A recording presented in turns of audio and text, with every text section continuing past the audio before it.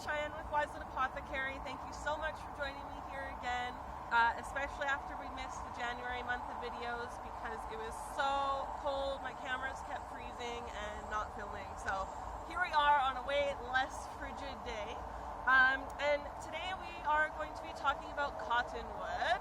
So we've got a beautiful sample here today that we're going to look at. So some of the things to note about cottonwood are it's very sort of gray, dark gray, rugged bark. That is one of the telltale signs of cottonwood even in the winter. So without any leaves on there, that's kind of how you tell that this is a cottonwood. They also go pretty tall, and they're also very fast growing. They love water. They've got to have wet feet to some degree.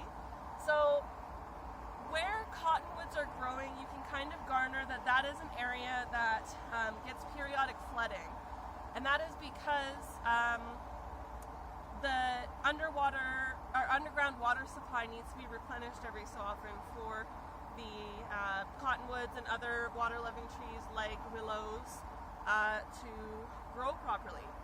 So because we don't allow a lot of flooding in our ecosystems anymore, they can often, in city and urban settings, they can often be quite unhealthy, disease-prone, and weak. They're considered pretty weak anyways because they have a shallow root system. So, for example, when Calgary did flood a few years back, a lot of the trees along the Memorial Drive riverbank, which were all cottonwoods, they all fell off into the river and created a bit of land erosion there in the flood. And that was because their root systems are quite weak and they don't hold the ground together very well. So that's important to note. So for example, if you were needing to set up like a survival shelter, for instance, for a long-term situation, you might not want to set it up in a little field of cottonwoods due to the potential flooding that could occur over time, or just be aware that you might have to move your shelter for a flood. The inner bark, or the cambium, of cottonwood is edible. It is carbohydrate rich as well, so it's going to be giving you a lot of the energy you need to hike out of a situation you got yourself in, or to keep lighting fires and keep going. So it's an important survival food. But it does taste pretty good, especially if you get used to the taste of it. So it is a little bit bitter when you're first starting out, and different trees have different tastes, so you can experiment with different trees to find a tree that's tastier than another. The leaves are also edible when they're there. They are much better in the early spring when they're first budding, but otherwise they are technically edible late into the season as long as they're there, but they aren't going to taste great. So in the springtime their flavor is wonderful and it just drops off from there.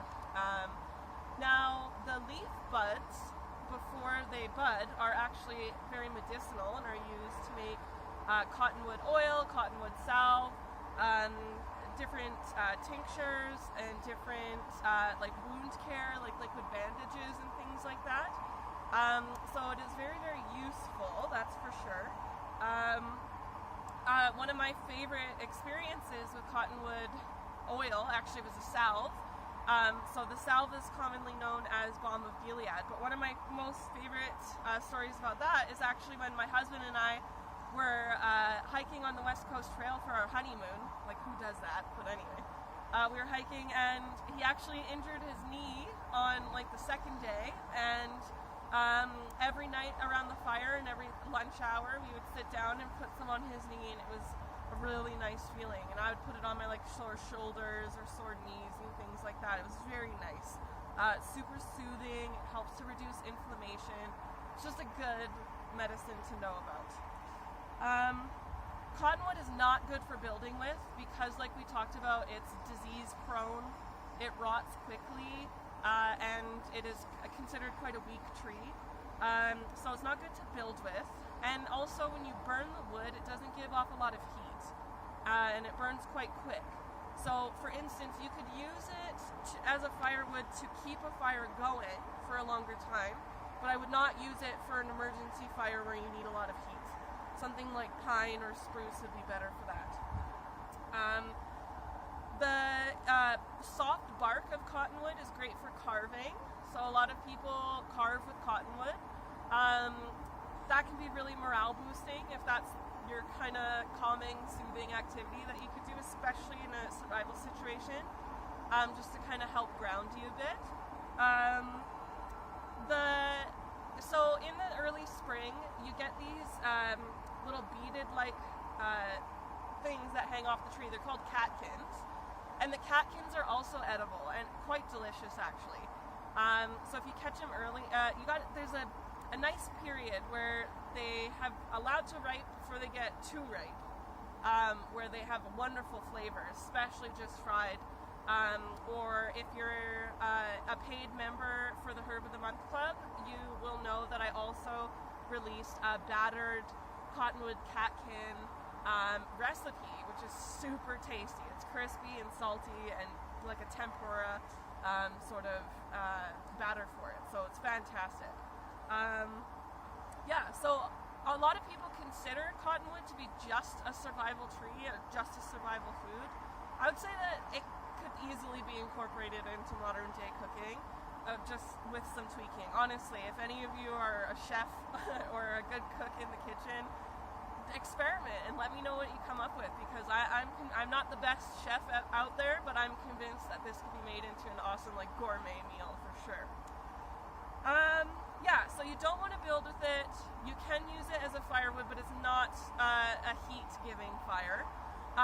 The wood of cottonwood can also be used to make a bow drill for friction fire, which is awesome, and it's readily available. Try and find a dead standing tree if you're going to be using it for firewood at all, so there's no water in it or little moisture in it. So that's everything for today. Feel free to comment below with any questions you might have. Definitely subscribe to stay in the loop. You can feel free to reach out to get a paid membership for the Herb of the Month Club, or find us on Facebook because we have a free group there. So yeah, thanks so much for joining me. Have a good day.